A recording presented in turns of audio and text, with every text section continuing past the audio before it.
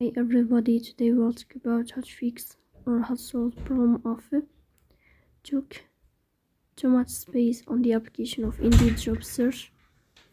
You will click on settings as you see and you will click here. In this page you will click on apps, default apps, app settings.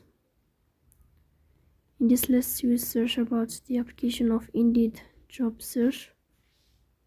Here we click on first stop and you will click OK. Then you will enter to the window of storage.